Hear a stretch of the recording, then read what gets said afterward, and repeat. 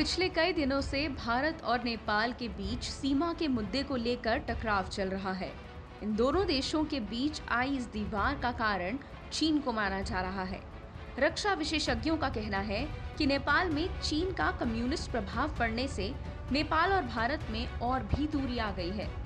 नेपाल में चीन का जो प्रभाव है और कम्युनिस्ट लोग का प्रभाव है बहुत ज़्यादा बढ़ गया है। तो ये शैतानी चीन के द्वारा की गई है और चीन का है पॉलिसी है वो विस्तारवाद की पॉलिसी।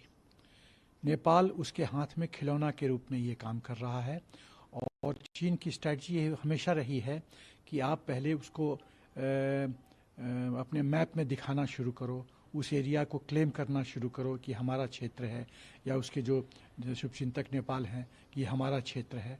उसके बाद उसको विवादात्मक वो जगह भौगोलिक क्षेत्र बन जाएगा। उसके बाद वो अपना वो टेंट लगाना शुरू करेगा, कंस्ट्रक्शन शुरू करेगा। इस तरह की जो चीन की रवैया है, यही चीन का स्ट्रैटेजी रहा है, रवैया रहा है। रक्षा विशेषज्ञ एसपी सिन्हा का कहना है कि ऐसी स्थिति में भारत की कूटनीति यही होनी चाहिए कि वो नेपाल में कम्युनिस्ट प्रभाव कम करने की कोशिश करें। दुख की घड़ी में हिंदुस्तान मदद करता है नेपाल का, और जब मैत्री की बात आती है, हिंदुस्तान के हित की बात आती है, तो चीन के हाथ में वो खिलौना बन के खेलता है।